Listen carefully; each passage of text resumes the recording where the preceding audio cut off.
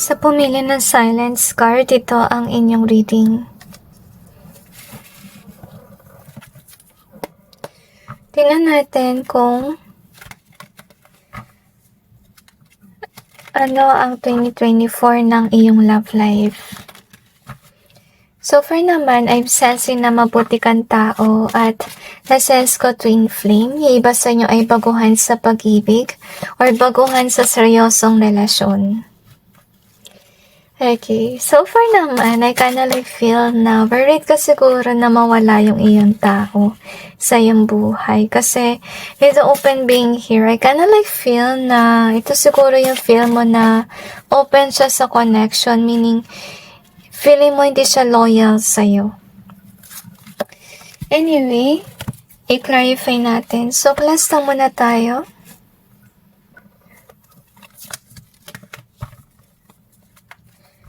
Clarify natin yung cards.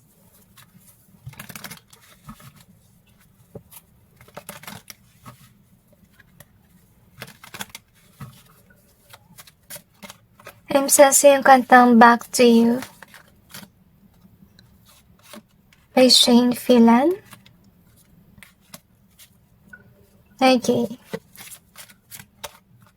Na-sense ko dramatic, okay? Baka kasi yung tao mo may pagka-dramatic yung energy. Pero I don't really feel na kung sino man ito, you know, hindi siya yung tipong tao na maghahanap ng iba. Siguro insecure ka or pwede rin na inisip mo na may tendency na mag-break kayo, yun yung nafe-feel mo rin. Another dimension.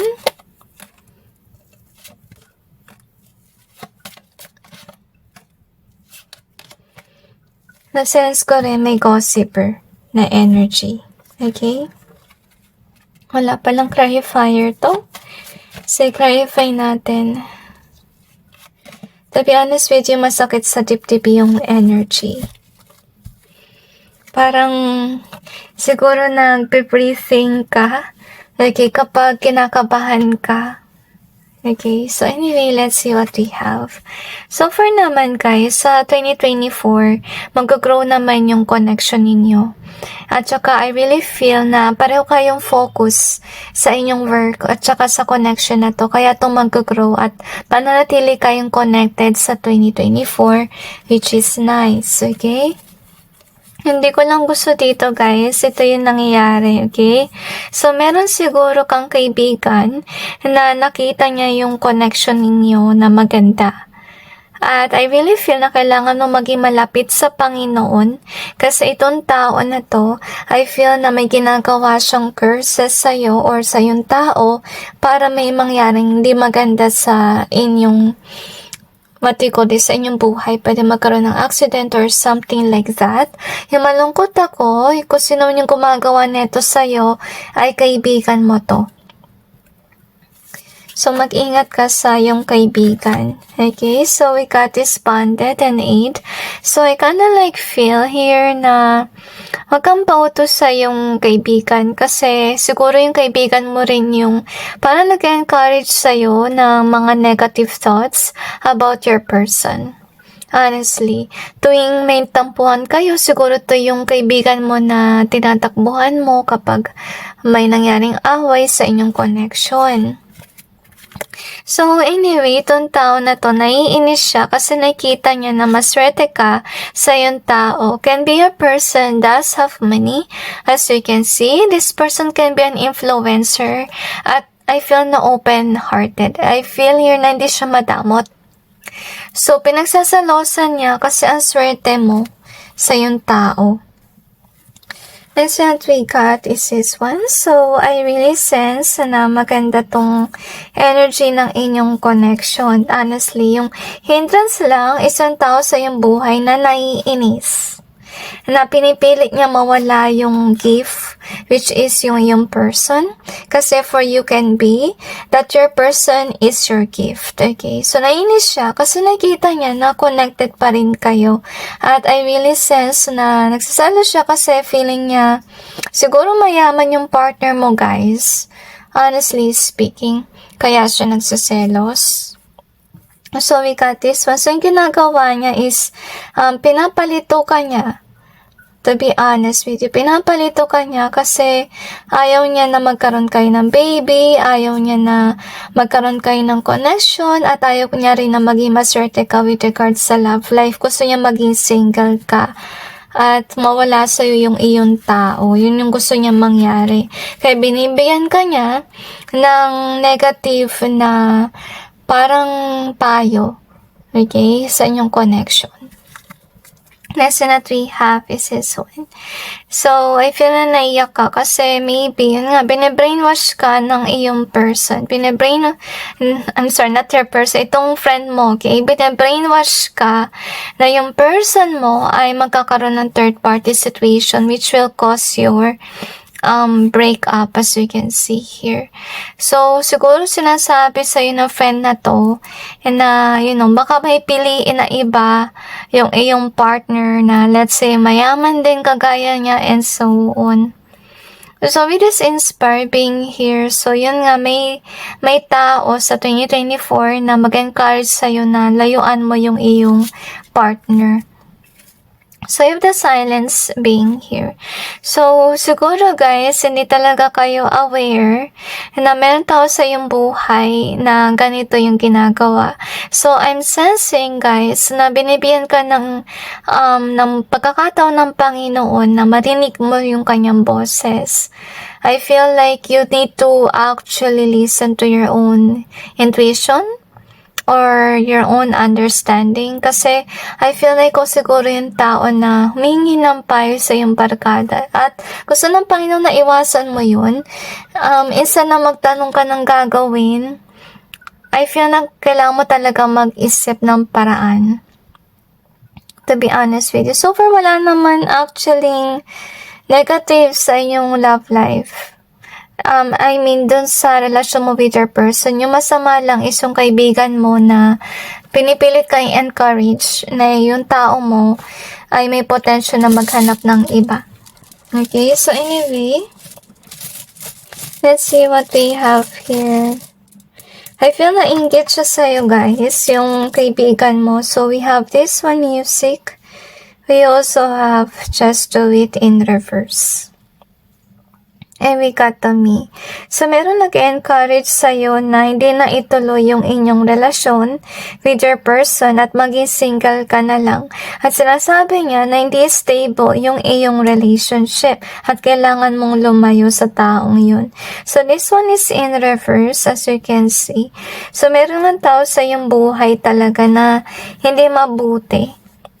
Binibigyan ka na negative na payo at fake siya na kaibigan, as you can see. So, until now, you're dealing with this person na nagsasabi ng negative about your relationship. So, anyway, let's see what we have here. I feel na hindi pa rin siya nagbabagong buhay. So, maybe ito yung nangyari ng 2023 din, na sa tuwing nagkakaroon ng problema, nilalapitan mo itong tao, tapos siya yung tagapayo sa'yo. So, anyway, let's see what else do we have here.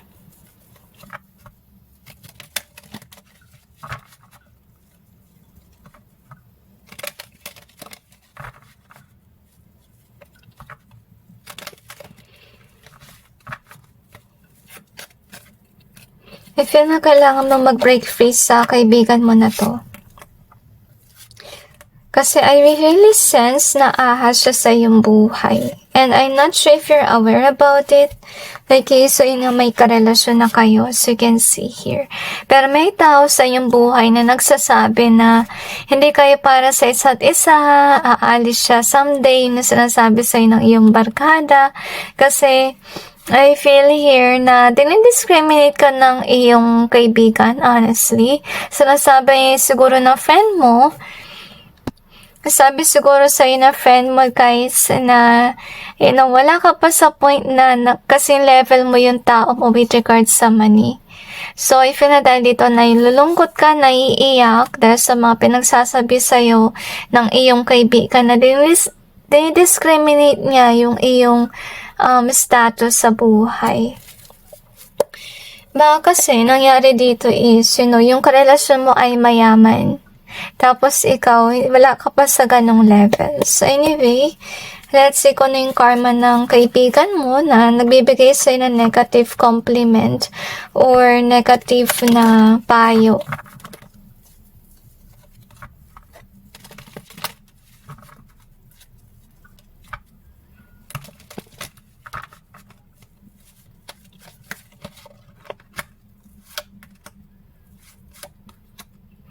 I feel na dapat huwag niyo na siyang kausapin, guys. Okay?